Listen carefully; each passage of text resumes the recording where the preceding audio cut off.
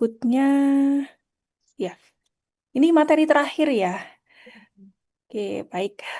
Sebelumnya sudah dijelaskan oleh Pak Andang, Pak Andang atau Prof. Era ya, mengenai praktikum DTPO 2 ini ya. Praktikum DTPO 2 ini merupakan eh, kegiatan apa, yang seperti Anda lakukan di industri gitu ya. Jadi eh, mini industri begitu ya. Nanti ada proses studi formulasi, praformulasi, ya, sediaan, ya.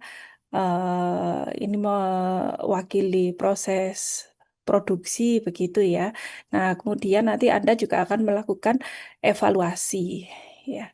Evaluasi eh, ya ada beberapa macam ya, seperti yang Anda lakukan di praktikum analisis farmasi, ini evaluasi apa? Masih ingat nggak praktikum analisis farmasi? Ya, identifikasi apa? Identifikasi bahan obat ya. Kemudian praktikum apa? Analisis kuantitatif ya, yaitu menentukan kadar bahan aktif dalam sediaan. Nah, ya untuk analisis mikrobiologi ini juga merupakan salah satu aspek analisis ya untuk penjaminan mutu sediaan ya, ditinjau dari aspek mikrobiologinya ya. Tujuannya untuk memastikan bahwa proses produksi ini sudah eh, memenuhi persyaratan JPOB ya, sudah terpantau hygiene-nya ini sudah memenuhi syarat ya. Kemudian yang akan kita lakukan yaitu uji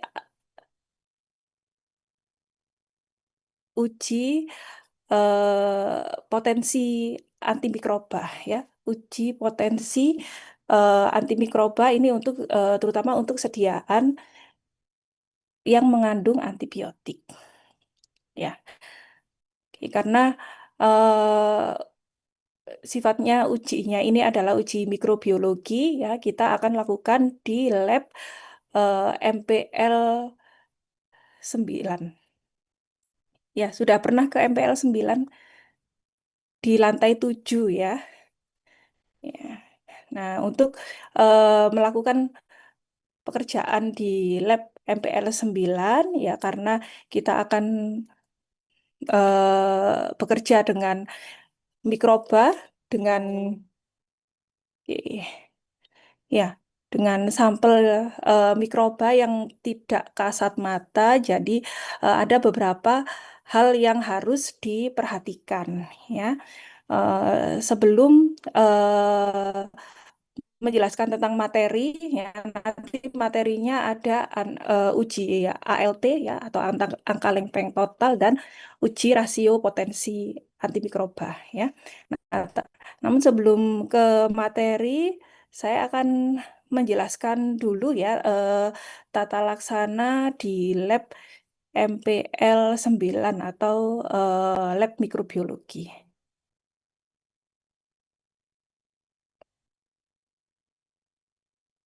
Tunggu sebentar.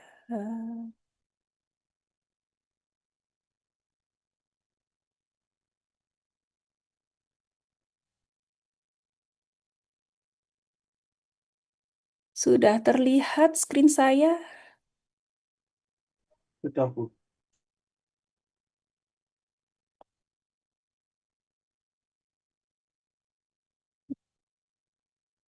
Oke, untuk dosen pembimbing, nanti akan ada saya sendiri, Bu Rista, Bu Febri, Pak Faris, dan Bu Putri. Ya.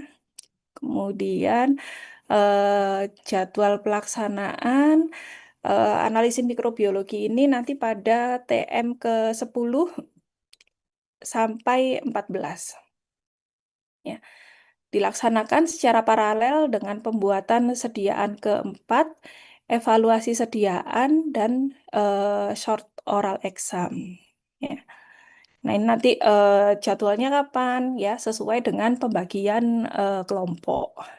Ya, kemudian akan ada ujian praktikum materi analisis mikrobiologi secara OSCE ini nanti bersamaan dengan ujian praktikum OSCE untuk materi farmasetika. Oke. Iya. Ini berikut jadwal pelaksanaannya ya nanti pada mulai minggu ketiga setelah UTS ya pada TM ke-10 sampai 14 ya. Nanti paralel ya dua kelompok akan melakukan analisis mikrobiologi dan yang lain nanti tergantung jadwalnya ya bisa pembuatan sediaan, evaluasi sediaan atau oral exam. Ya. Materi praktikumnya ini ada dua, yaitu uji angka lempeng total dan uji potensi antibiotik. Ya, untuk kegiatan praktikumnya sendiri nanti akan ada pretest, kemudian diskusi atau simulasi praktikum ya nanti tim teaching akan menjelaskan ya atau memperagakan eh, tata cara untuk melakukan analisis mikrobiologi. Ya, kemudian eh, praktikum ya uji ALT atau uji potensi antibiotik. Ya nanti kalian menguji sediaan yang telah kalian buat ya. Kemudian pengambilan data pada H-1. Jadi kalau Anda praktikumnya hari Senin, eh, penyiapan sampel inkubasi ya 24 jam. Nah, nanti pengambilan datanya dilakukan pada hari Selasa pagi. Ya. Untuk ujian praktikum model OSCE pada TM ke-16.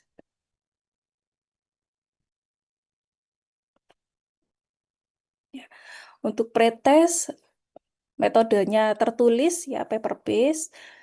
Materi pretest ini sesuai dengan materi praktikum pada tatap muka tersebut. Jadi kalau pada hari itu Anda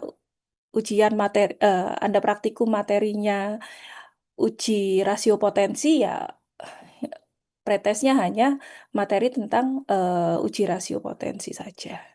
Ya, kalau praktikumnya ALT ya pretesnya tentang ALT saja. Ya.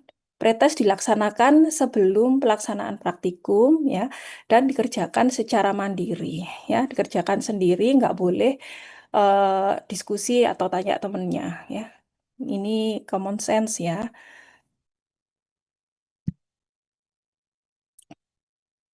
Ya. Jurnal dan laporan praktikum untuk jurnal dikerjakan di luar jam praktikum ya dan ditandatangani oleh dosen pembimbing. Ya. Laporan dikerjakan secara berkelompok. eh, Laporan akhir dikumpulkan paling lambat 1 minggu setelah praktikum. Nanti laporan praktikum dikumpulkan di lab ya, di lab MPL 9. Nah, berikut format jurnalnya. Ya, nanti tujuan percobaan, teori, alat bahan, cara kerja bisa dilihat di buku petunjuk praktikum. Ya, nanti akan saya share buku petunjuk praktikumnya. Ya, kemudian format laporan akhir ya seperti ini. Ya, nanti dikerjakan satu kelompok satu laporan saja ya.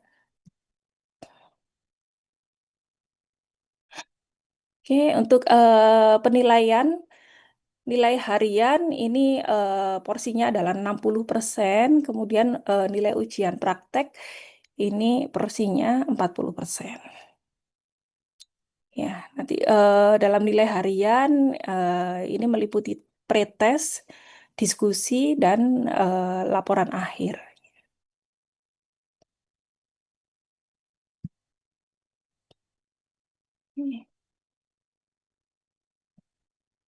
Ya, berikut adalah SOP untuk melakukan kegiatan penelitian ya atau praktikum di lab MPL 9 atau lab mikrobiologi. Ya, ya, kita bacakan satu persatu ya. Setiap orang yang akan masuk ke laboratorium harus mendapatkan izin dari penanggung jawab lab. Nah, ini karena Anda ini terdaftar ya sudah memprogram DTPO 2 praktikum ya, jadi nanti sudah bisa otomatis bisa masuk ya sesuai jadwal praktikumnya. Ya. Setiap orang yang masuk ke laboratorium harus lapor dulu ke petugas lab. Ya, ini sama ya dengan poin satu.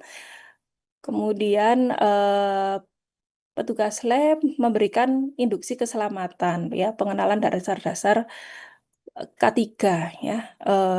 Ya, ini untuk Anda yang akan melakukan penelitian baik skripsi ataupun PKM ya nanti akan diberikan induksi keselamatan lab ya.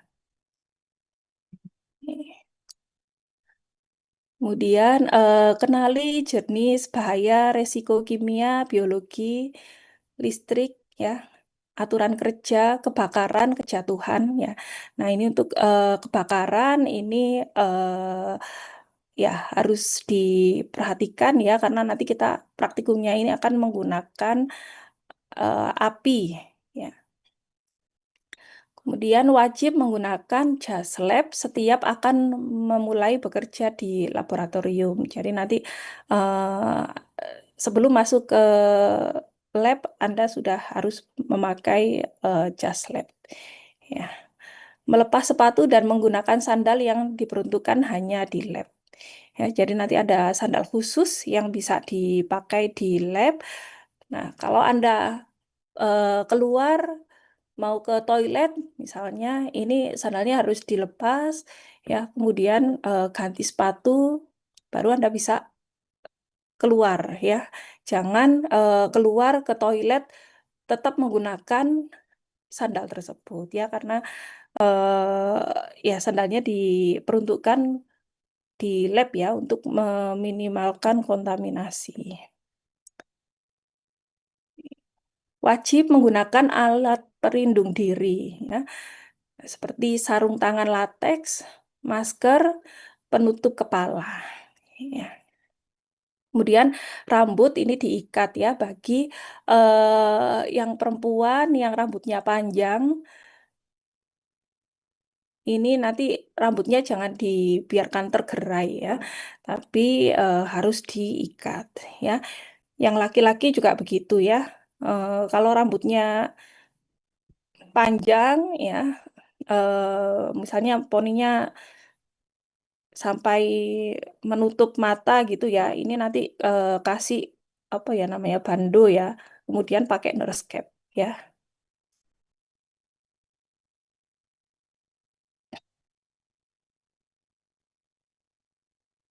Ya, pastikan sarung tangan yang digunakan sesuai dengan bahan kimia yang digunakan ya. Untuk di MPL 4 nanti digunakan sarung tangan yang tanpa serbuk ya.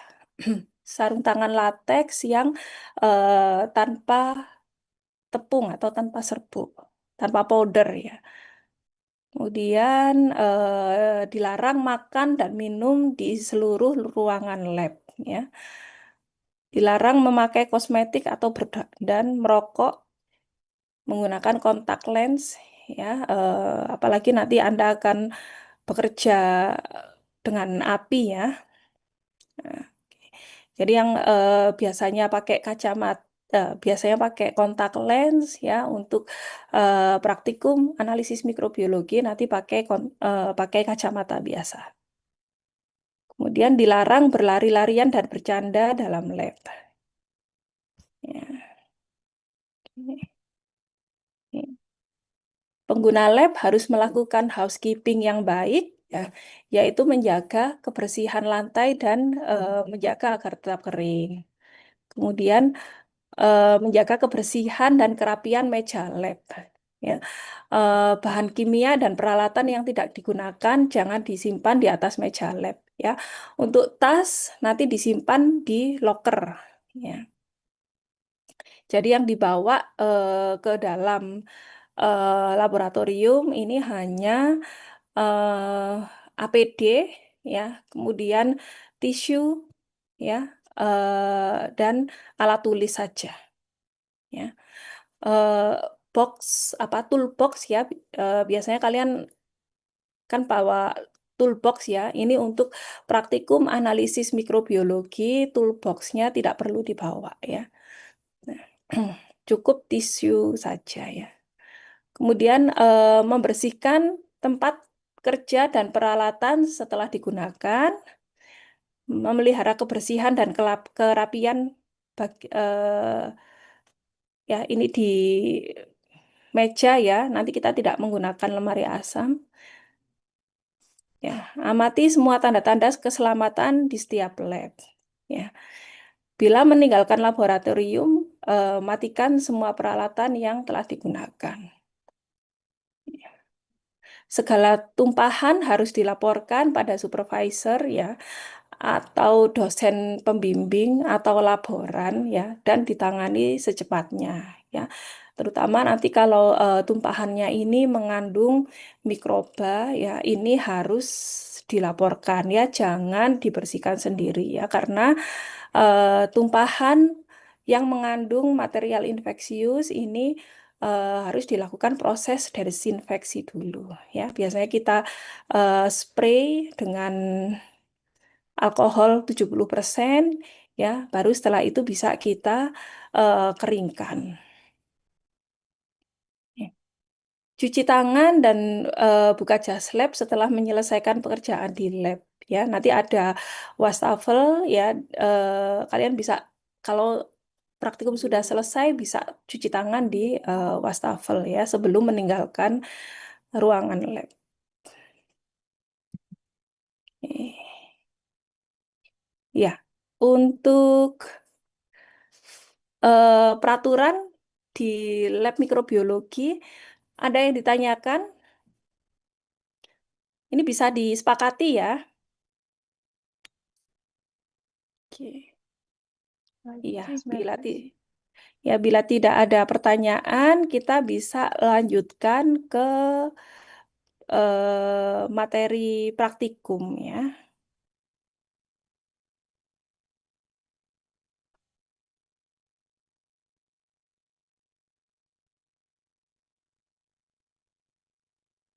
Tunggu sebentar.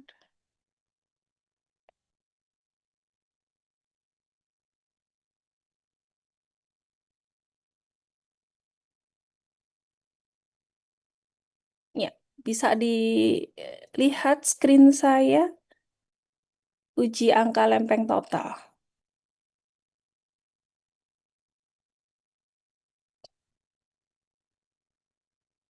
Ya, uji angka lempeng total ini tujuannya adalah untuk mengetahui mikro, eh, jumlah bakteri ya atau mikroba yang eh, terdapat dalam satu sediaan farmasi ya.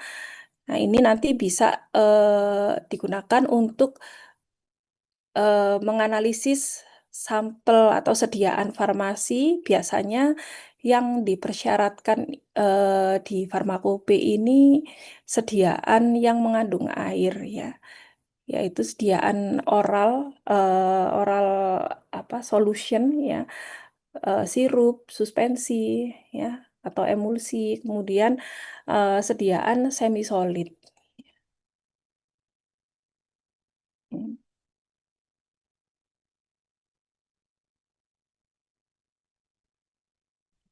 Ya. Angka lempeng total ini merupakan jumlah mikroba aerob mesofil yang ada dalam suatu produk. Ya, umumnya tidak selalu terkait dengan bahaya keamanan pangan. Ya, kemudian bakteri aerob mesofil untuk uji ini ya, uji ALT ini manfaatnya adalah untuk menunjukkan kualitas suatu sediaan ya. Dan manfaat lainnya adalah untuk mengevaluasi masa simpan ya, kontaminasi dan status higienis pada saat proses produksi. Ya, uji ALT dipersyaratkan pada setiap sediaan farmasi. Ini diatur dalam Farmakope Indonesia. Ya, nah ini di Farmakope Indonesia bisa dilihat di lampiran nomor 51 ya. Ya, atau di setiap monografi sediaan ini ada keterangannya gitu ya, batas mikroba. Nah, ini coba kalau Anda punya farmakope, ya ini yang pasti sudah punya farmakope ke-6 ya, farmakope Indonesia 6 ya. Di farmakope Indonesia 6 ini ada coba kalian lihat ya nanti ya di monografi tiap sediaan, terutama sediaan eh, sirup ya, sediaan cair dan semi solid ya.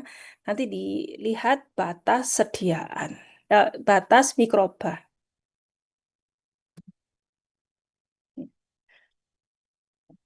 Ya, ya pada uji ALT jumlah atau angka bakteri anaerob mesofil ini dapat digunakan sebagai indikator dalam menentukan status higienis pada ruang lingkup mikrobiologi pangan dan farmasi ya. Jadi selain sediaan farmasi, kosmetik ya. Nah, pada sediaan pangan ya seperti makanan olahan ini juga perlu dilakukan uji ALT ya. Nilai ALT yang tinggi eh, berarti bahan baku ini terkontaminasi ya, atau kemungkinan sanitasi yang tidak memadai ya. Jadi dari airnya ini sudah terkontaminasi misalnya E. coli begitu ya. Kemudian menunjukkan proses pengolahan yang tidak sempurna ya. Terutama pada sampel pangan ya, produk olahan daging umpamanya ini proses memasaknya ini kurang sempurna ya, sehingga bakteri yang ada dalam bahan baku ya seperti daging ini tidak mati ya. Kemudian kondisi penyimpanan yang tidak baik ya. Misalnya kondisinya ruangannya ini kelembapannya tinggi ya. Atau ruangan penyimpanan atau gudang ini terletak di eh, lokasi yang rawan kontaminasi ya, terutama untuk eh, sediaan pangan ya, produk pangan olahan ya, bisa jadi ini mungkin dekat dengan penyembelihan hewan ya, atau dekat kandang gitu umpamanya. Ya. Nilai ALT 10 × 6 sampai 10 × 8 menunjukkan eh, bahwa kemungkinan telah terjadi kerusakan produk ya, atau produk sudah mengalami dekomposisi akibat mikroba.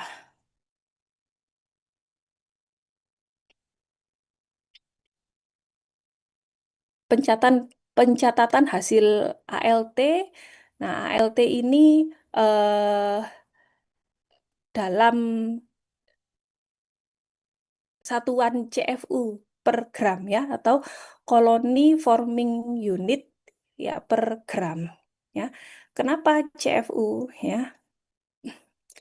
Ya, karena dalam satu sediaan farmasi ya ini mikroba ini kita tumbuhkan ya, ditumbuhkan di lempeng begitu ya, di agar ya.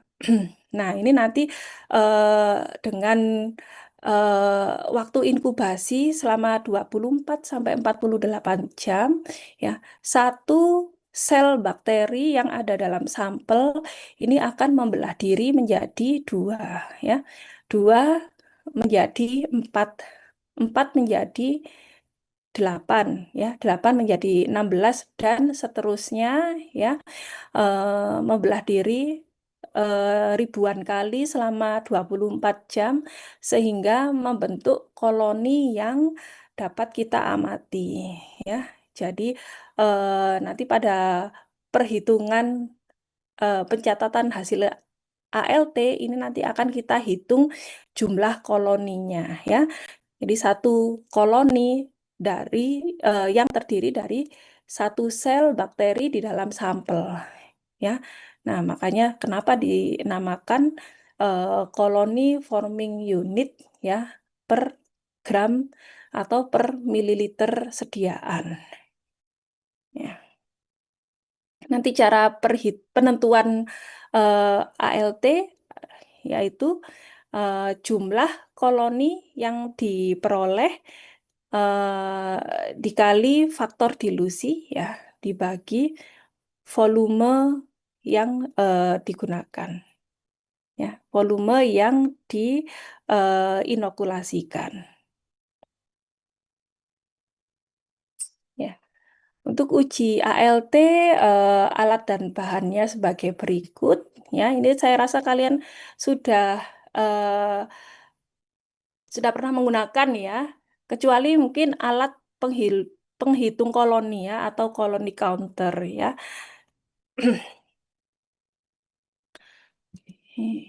Ya, prosedurnya nanti kalian timbang 1 gram sediaan semi solid ya.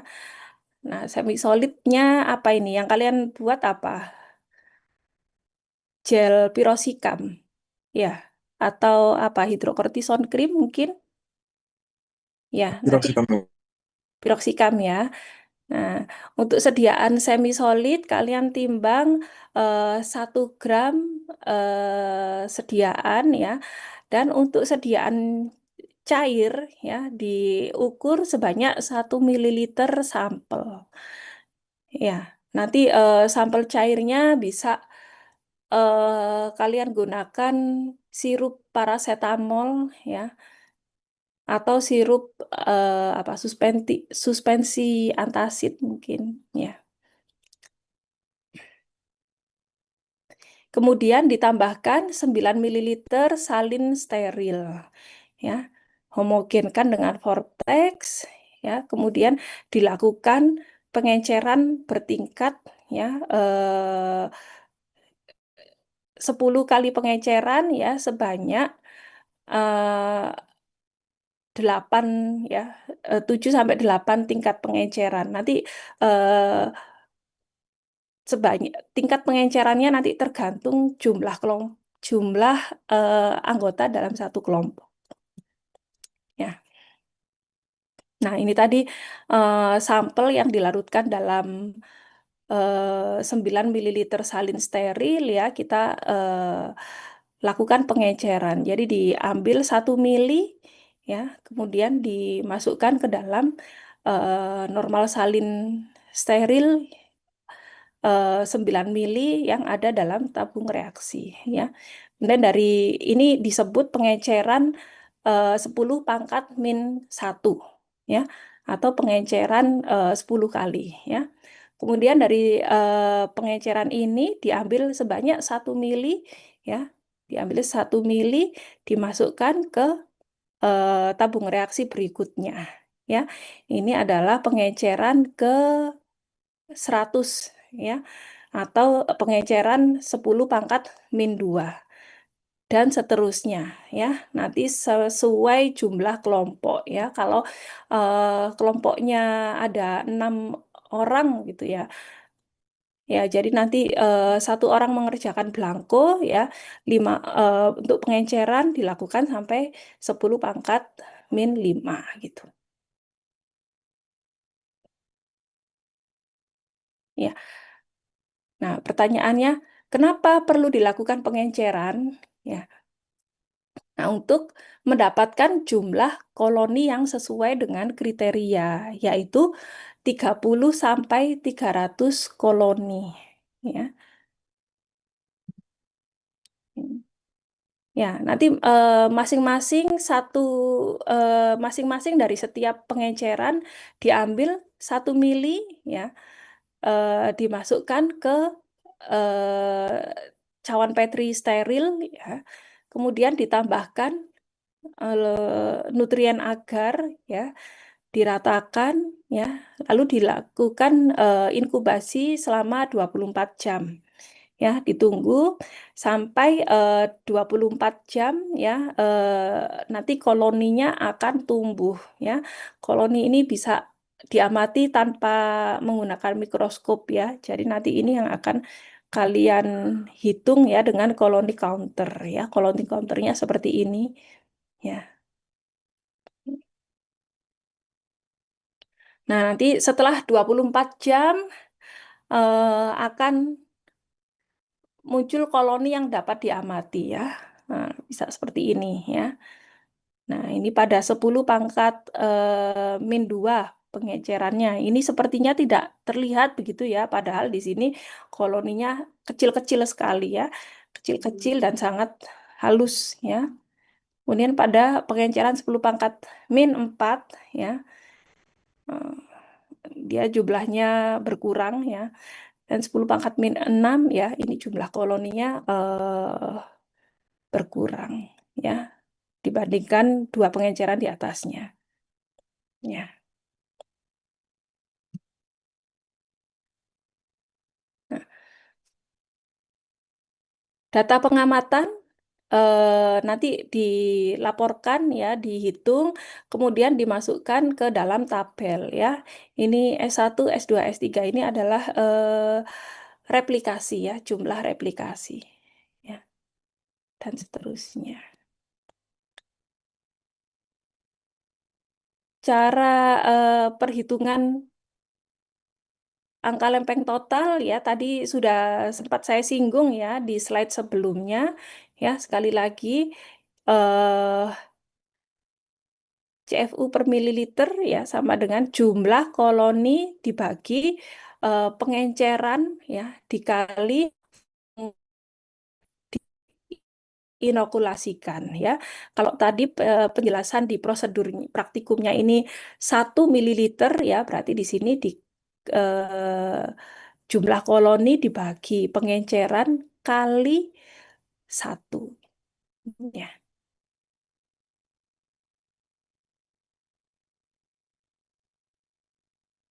Oke, ini contoh ya, contoh perhitungan ya. Ini dari 1 gram sediaan ya, kita larutkan dalam 9 mililiter salin ya, kemudian dilakukan pengenceran ya, kemudian diambil 0,1 mililiter ya, 0,1 mililiter ya. Nah, kemudian dilakukan dimasukkan ke dalam cawan Petri steril, ditambah agar ya, kemudian diratakan lalu diinkubasi selama 24 jam ya. Pada hari berikutnya setelah 24 jam diamati ya, dihitung jumlah koloninya ya. Nah, ini jumlah koloni pada pengenceran keempat ini 443 koloni. Kemudian 10 pangkat min 5 adalah 63 ya, dan yang terakhir adalah 3 koloni ya. Langkah pertama yaitu tentukan eh, plate dengan jumlah koloni yang dapat dihitung ya. Tadi peraturannya berapa? 30 sampai 300 koloni ya. Jadi dari ketiga plate ini ya yang dapat dihitung adalah ini ya yang 63 koloni ya. Eh, ya, yang 443 koloni ini eh, terlalu banyak untuk dihitung ya atau too many to count ya. Kemudian yang di bawah 30 koloni ya ini terlalu sedikit ya untuk dihitung ya. Jadi yang memenuhi persyaratan hanya plate yang dengan 63 koloni ya. Kemudian tentukan total dilution factor ya. Faktor dilusi ya. Ini adalah faktor pengenceran ke berapa ya. Nah, ini ya dari awal ya diencerkan 10 kali ya. Kemudian diencerkan lagi 10 kali menjadi 10 pangkat min 2 ya dan berikutnya ya. Plate yang menghasilkan 63 koloni ini berada pada pengenceran 10 pangkat min 5 ya. Nah, kemudian tentukan volume yang diinokulasikan atau dikultur ya. Tadi diambil 0,1 mililiter ya. Nah, kemudian masukkan eh, angka yang kita peroleh tadi ke dalam rumus ya. Jumlah koloni dibagi pengenceran kali volume yang kita inokulasikan ya. Ya, jadi 63 dibagi 10 pangkat min 5 ya kali eh, 10 pangkat min 1 atau 0,1 mililiter ya. Jadi nilai ALT-nya adalah 6,3 kali 10 pangkat 5 koloni per mililiter ya. Nah, itu tadi apabila eh, jumlah plate ya yang memenuhi persyaratan ini ada pada satu tingkat pengenceran saja ya. Apabila terdapat dua tingkat pengenceran ya, yang tadi kan contohnya itu pada pengenceran 10 pangkat min 5 ya. Nah, apabila eh, pada 10 pangkat min 4 ini sudah positif ya. 10 pangkat min 5 ini juga positif ya. Nah, maka rumusnya bisa kita turunkan ya menjadi seperti ini ya.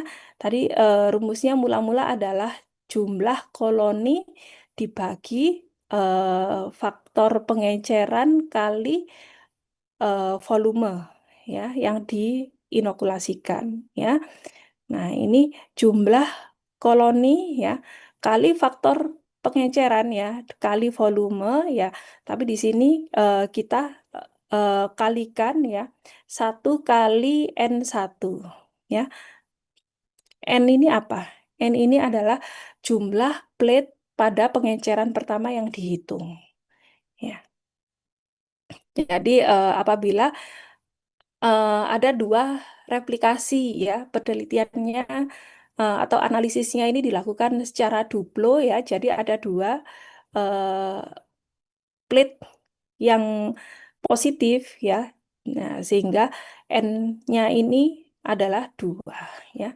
Kalau hanya satu plate yang positif ya, dia berarti ditulis dia 1 di sini. Ditambah 0,1 kali N2 yaitu 0,1 dikali jumlah plate pada pengenceran kedua yang dihitung ya dan seterusnya ya. Nah, dikali faktor pengenceran kali V ya. V ini volume yang diinokulasikan. Nah, contoh kasus Ya, ini silakan ini ya dibaca dulu ya. Eh, Ya, analisis ALT dilakukan pada sampai pengenceran 10 pangkat min 4 ya. Pada jumlah koloni pada replikasi 1 dan 2 sebagai berikut ya. Jadi ini dilakukan duplo ya. Masing-masing pengenceran ada 2 cawan ya. Nah, oke. Ya. Nah, jumlah koloni yang memenuhi syarat ini yang mana aja? 10 pangkat min 1 termasuk bisa dihitung nggak ini? Enggak. Tidak ya. Nah, replikasi 2 juga nggak bisa ya karena syaratnya tadi apa? 30 sampai 300 ya. Ada juga yang mempersyaratkan 25 sampai 250 ya. Nah, ini nanti tergantung pada acuannya ya. Kalau mengacu pada BPOM ini 25 sampai 250 ya. FDA BAM 30 sampai 300 ya. Nah, kita kembali ke contoh kasusnya ya. Pada pengenceran 10 pangkat 2. Nah, ini bisa dihitung ya. 150 ya dan 225 ya.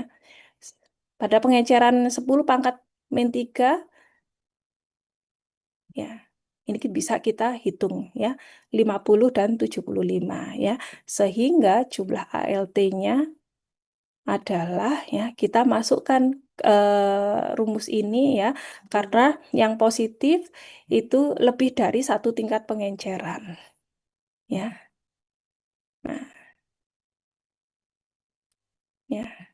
Jadi kita bisa hitung ya sehingga ALT-nya adalah 2,27 kali 10 pangkat 4 ya. Oke. Ya, ini nanti semua belajar menghitung ya. Ya, semua belajar menghitung ya dan mengerti cara menghitungnya ya. Karena soal seperti ini nih sering keluar ya di uji kompetensi apoteker ya. Sampai di sini ada yang ditanyakan?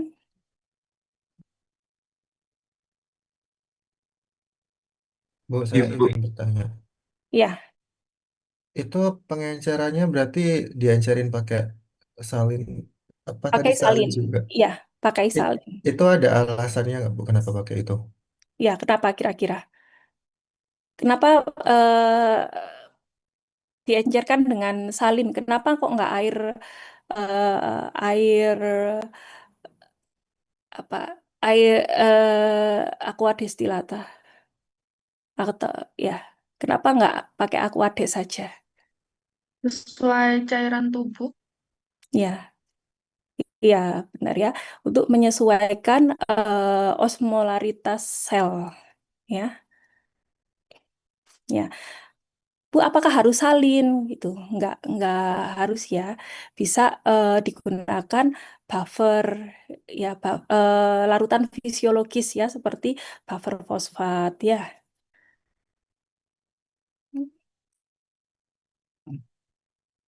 Ya, ada lagi yang ditanyakan? Ibu izin bertanya. Ya, Beril. Nanti itu untuk semua untuk serial dilution dan lain sebagainya termasuk vortekasi itu dilakukannya di dalam PSC semua atau gimana, Bu? Ya, pertanyaan yang bagus. Ya, untuk analisis mikrobiologi tadi ada yang terlewat yang nggak saya jelaskan. Ya, untuk analisis mikrobiologi ini kita gunakan teknik aseptis. Ya, tujuannya apa? Untuk meng- meminimalisir terjadinya kontaminasi. Ya, nah caranya gimana, Bu? Teknik aseptis itu ya, yang pertama dilakukan di dalam BSC ya atau Biosafety Cabinet. ya. Nah, yang kedua ini bisa dilakukan di sekitar api, di dekat api, ya. Jadi radius sampai 25 cm di sekitar api ini adalah daerah yang aseptik, ya. Ya. Nah, prinsipnya sebelum membuka dan menutup wadah ini kita lewatkan dulu wadahnya di atas api, ya. Kemudian alat-alat yang kontak langsung eh, dengan bakteri atau dengan sampel ini harus dipanaskan dulu, ya, seperti OC, ya. OC atau pinset yang kontak langsung dengan sampel ini dilewatkan di atas api, ya.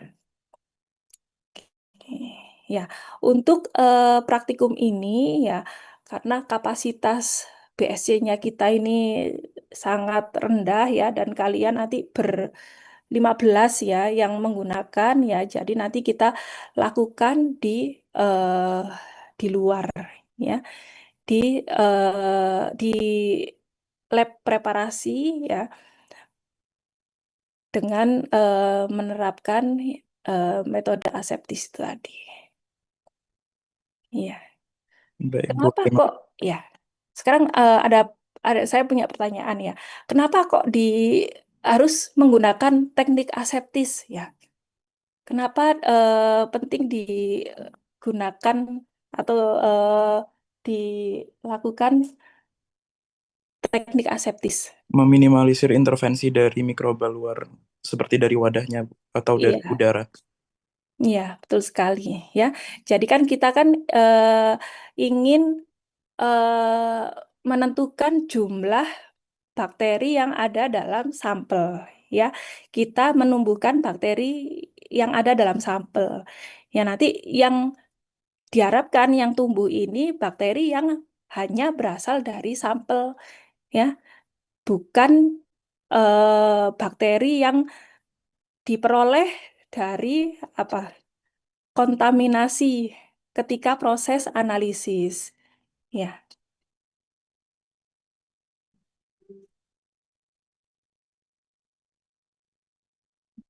ya, gitu. Ada lagi yang ditanyakan? Um, Ya. please may I ask for the Oh, PPT? oke. Oh, Natalie. So, you're joining this class. Ini ada kelas internasionalnya ya? Iya, Bu, bareng kelas internasional. Oke. Yes, Natalie. Yeah, I'm sorry. I didn't realize that the international class is joined with the C class. Yeah. Did you understand my explanation? No. No? Okay, for international class, yeah, you can, yeah, we can have other, what to say, meeting, yeah. Okay, yeah. So then, yeah, maybe today's explanation, yeah, maybe you can uh, understand a little bit. Yeah. Then what is your question? Yeah, Natalie. Yes. Yes. Actually, I didn't understand anything, so I don't have a question. Okay. Yeah. Okay. Yeah. Let's set up our meeting with international student. Yeah. Please. Yeah. Contact me later. Okay. Thank you. Ya. Ada lagi pertanyaan?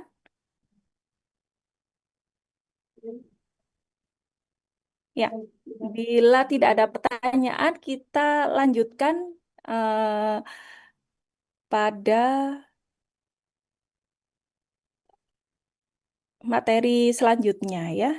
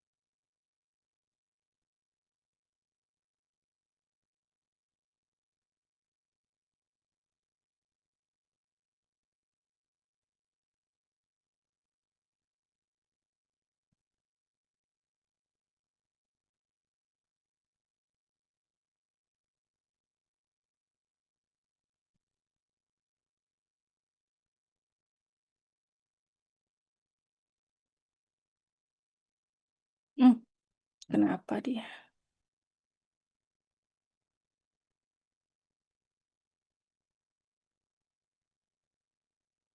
Ya, oke, baik. Ini adalah materi yang kedua, yaitu uji potensi antibiotika secara mikrobiologi. Ya, eh, ya uji potensi antibiotik ini dilakukan ya untuk sediaan farmasi yang eh, mengandung antibiotik. Ya, ya.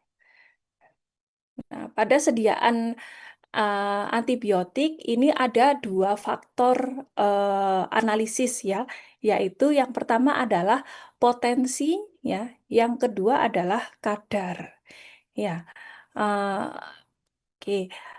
Untuk potensi ya, ini adalah ukuran atau kekuatan penghambatan ya atau daya bunuh zat aktif terhadap mikroorganisme tertentu pada kondisi yang sesuai. Ya.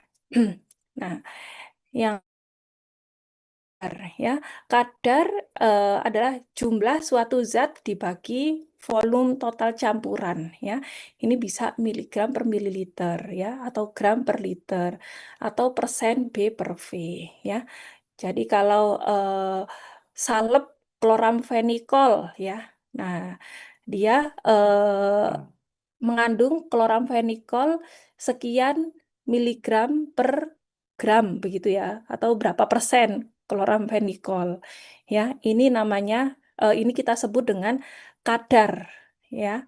Nah, tapi kalau potensi yaitu kekuatan atau daya bunuh ya atau kekuatan penghambatan kloramfenikol pada konsentrasi tersebut terhadap jenis bakteri tertentu ya. Nah, oke. Nah, dilakukan uji potensi antibiotik untuk menjamin adanya aktivitas atau potensi antibiotik terhadap daya hambatnya pada mikroba. Ya, jadi suatu obat ya, contohnya tadi kloramfenikol ya dengan konsentrasi tertentu, apakah dapat menghambat pertumbuhan E. coli umpamanya ya. Nah, kemudian bagaimana apakah dia dapat menghambat pertumbuhan bakteri yang lain umpamanya Mycobacterium begitu ya. Nah, ini karena setiap bakteri ini mempunyai struktur dinding sel yang berbeda ya sehingga potensi suatu antibiotik ya pada setiap mikroba ini bisa berbeda. Ya. Penurunan aktivitas antimikroba kadang-kadang tidak dapat ditunjukkan dengan metode kimia. Ya. Nah, karena respon mikroba terhadap antibiotik ini berbeda-beda ya. Sifatnya spesifik dan sensitif ya, tergantung dari jenis mikrobanya ya. Sehingga uji potensi antibiotik ini diatur ya dalam Farmakope Indonesia ini sebagai metode standar untuk penetapan potensi antibiotik secara mikrobiologi. Tujuannya adalah untuk memastikan aktivitas daya hambat antibiotik ya terhadap mikroba tertentu ini tetap terjaga. Ya, contohnya pada menetapkan potensi antibiotik pada satu sediaan setelah disimpan pada kondisi tertentu selama rentang waktu tertentu. Nah, ini perlu di, ditetapkan ya potensi antibiotiknya. Apakah dia bisa menghambat eh, masih bisa menghambat pertumbuhan mikroba atau tidak. Ya, berdasarkan Farmakope Indonesia edisi 4, prinsip uji potensi antibiotika ini adalah estimasi potensi antibiotik melalui perbandingan langsung antara antibiotik uji dan antibiotik standar yang telah disahkan penggunaannya, terkalibrasi dengan baik dan umum digunakan sebagai rujukan. Ya. Nah, metode umum ini ada dua macam ya.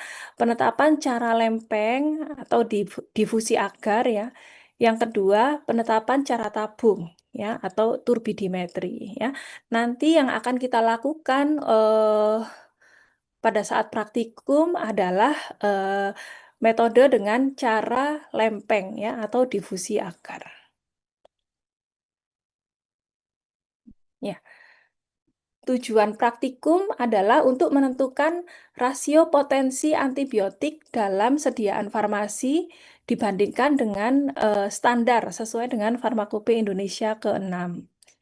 Metode ujinya difusi agar, desain 3x3, yaitu kita menggunakan 3 konsentrasi sampel dan 3 konsentrasi standar. Ya, ya. Konsentrasi rendah, medium, dan konsentrasi tinggi. Nah, ketentuan uji rasio potensi menggunakan 3 konsentrasi standar dan 3 konsentrasi larutan uji atau sampel. Ya. Konsentrasi terendah lebih besar daripada konsentrasi hambat minimum. Ya.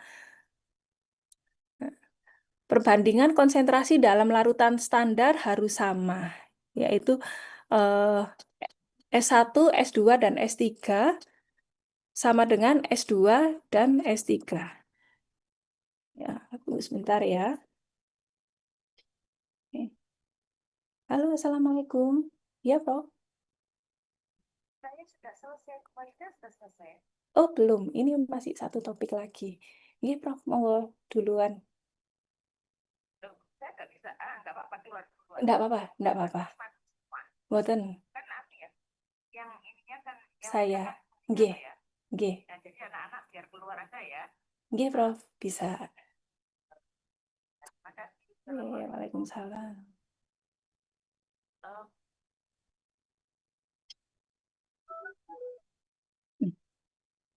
Oke, maaf ya, kita lanjutkan. Ya.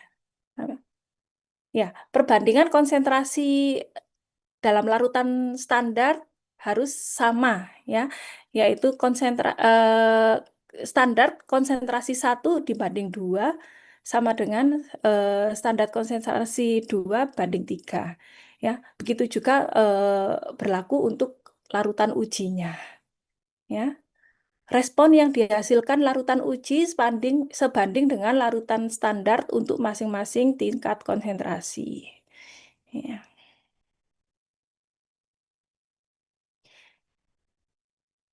Ya, standar konsentrasi 1 ya, S1, S2, dan S3 serta U1, U2, dan U3 apabila digambarkan dalam bentuk grafik lurus menghasilkan garis lurus atau linier ya. Jadi sebanding ya antara konsentrasi dengan diameter zona hambatan ya. Ya, nanti hasil ujinya seperti ini ya. Ini daerah zona bening, ini adalah daerah yang tidak ditumbuhi mikroba, ya. Daerah yang keruh ini adalah daerah yang ditumbuhi mikroba, ya. Jadi, oke. Ya, untuk uji potensi berikut alat dan bahannya, ya. Ya, nanti bisa kalian baca ya di buku petunjuk praktikum. Oke. Ya, prosedur kerjanya yang pertama sterilisasi alat dengan pemanasan basah. Ini nanti sudah disiapkan oleh laboran ya. Kemudian menimbang sampel antibiotik ya. Kemudian membuat larutan 3 tingkat konsentrasi ya sebagai berikut. Ya, nanti mulai dari 150, 300 dan 600 ppm. Ya. Kemudian larutan standar ya disiapkan dengan cara yang sama. Ya, kemudian menyiapkan media. Ya, ya. Kemudian menyiapkan inokulum. Ya. Oke, nanti dari prosedur A sampai E nanti akan disiapkan oleh laboran, ya. Nah, sampai di tahap ini ya nanti disiapkan oleh laboran, ya. Nah, nanti yang akan kalian lakukan adalah menambahkan 10 ml salin ke dalam biakan 24 jam, ya. Nah, kemudian di vortex sampai terbentuk suspensi gitu ya. Lalu diukur transmitannya ya. Kita ukur 25% ya. Kenapa 25% ya? Karena pada transmitan 25% ini mengandung bakteri sebanyak 1 kali 10 pangkat 9 sel per mililiter. Ya, kita bisa tentukan density ya atau kerapatan selnya ya. Nah, ya ini nanti yang akan kalian lakukan yaitu menuangkan 12,5 ml media nutrien agar ya. Ini sebagai base layernya ya. Base layer, kemudian memasukkan 5 mikroliter bakteri Staphylococcus aureus ke dalam tabung seed layer yang berisi media nutrien agar. Ya, ini tadi ya. Setelah diukur transmitannya 25% ya.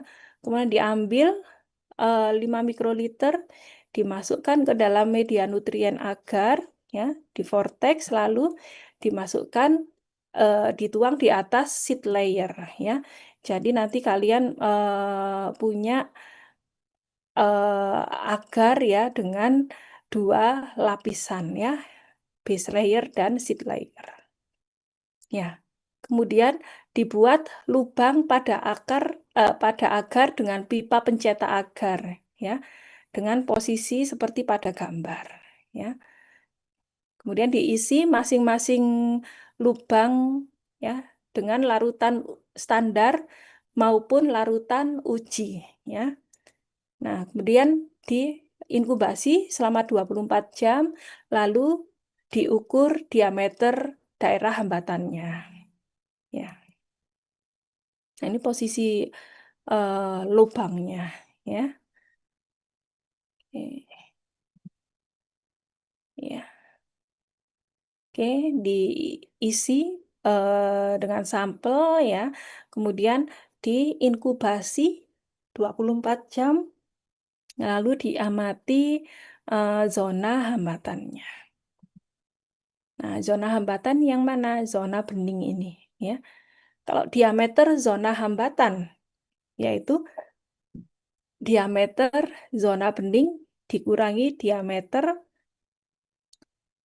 lubang, ya. Nah, nanti pengukuran zona hambatan ya, seperti berikut ya. Ini kita ambil contoh satu zona hambatan ya. Oke.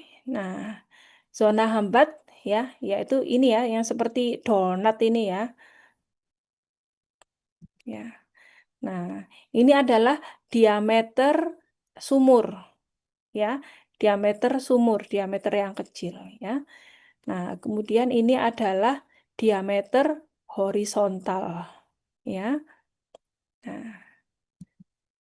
Nah, ini adalah diameter vertikal ya. Nah, ini kalau ada yang penasaran, Bu, lingkaran ini kan bulat ya. Otomatis diameter vertikal dan diameter horizontal ini harusnya kan sama gitu ya. Tapi kenyataannya nanti ya di lapangan ya kadang diameter vertikal dan horizontal ini ya nggak sama ya, kadang meletot-meletot gitu ya. Jadi nanti di rata-rata ya. Nah, cara merata-ratanya yaitu ya, diameter zona hambat sama dengan diameter horizontal dikurangi diameter lobang ya, ditambah diameter vertikal. Oh, ini maaf vertikal ya ini ya. V ya. Dikurangi diameter sumur bagi 2 ya. Ya. Oke. Ya. Nah, nanti data pengamatan ya, ini replikasi ini nanti setiap orang ya, setiap mahasiswa mengerjakan satu cawan ya. Jadi nanti jumlah replikasinya adalah sejumlah anggota kelompok ya. Nanti masing-masing mengamati diameter zona hambatan pada S1, S2, S3, U1, U2 dan U3 ya. Dan dimasukkan ke dalam tabel berikut ya. Nah, ini contoh ya, contoh data pengamatan ya. Nah, nanti data zona hambatnya nanti dilaporkan dalam milimeter ya.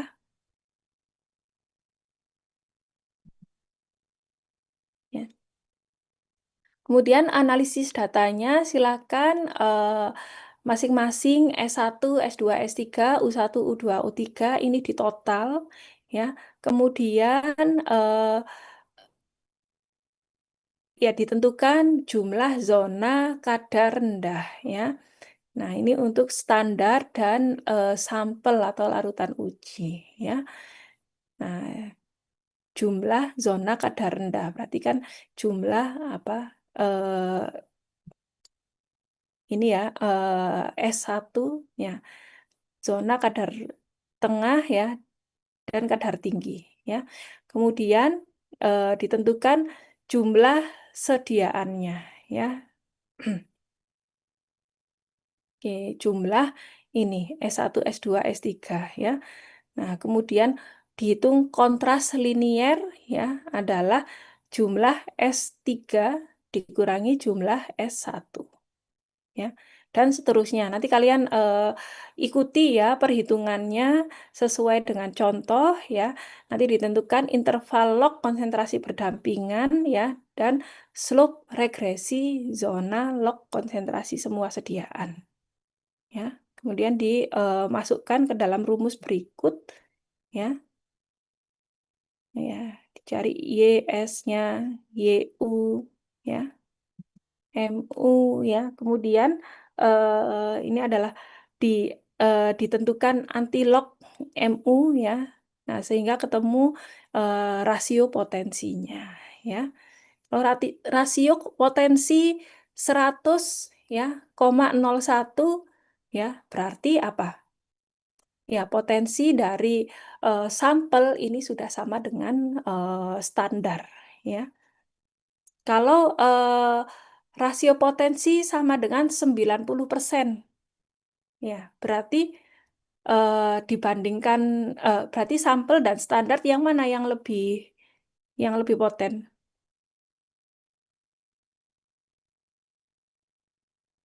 Kalau 90% berarti rasio potensi ya, potensi dari sampel ini 90% dari standar ya.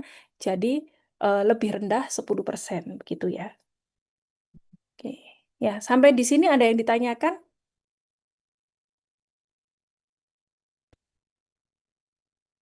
Ya, mungkin perhitungannya ini rumit ya, agak rumit ya untuk rasio potensi. Ya, Bu, apakah memang selalu dihitung seperti itu gitu ya? Nah, ini tidak selalu seperti itu ya, karena sebenarnya ini ada aplikasi ya untuk perhitungan ini bisa dimasukkan ke dalam aplikasi begitu. Jadi tinggal dimasukkan diameter zona hambatan ya. Nanti desainnya berapa ya, 3x3 dimasukkan diameter zona hambatan, bisa keluar rasio potensinya. Nah, tapi karena untuk pembelajaran ya kalian nanti menghitung dengan rumus yang manual ya. Karena aplikasi ini juga diturunkan dari perhitungan manual seperti yang ini tadi. Ya, sampai di sini ada pertanyaan tentang uji rasio potensi.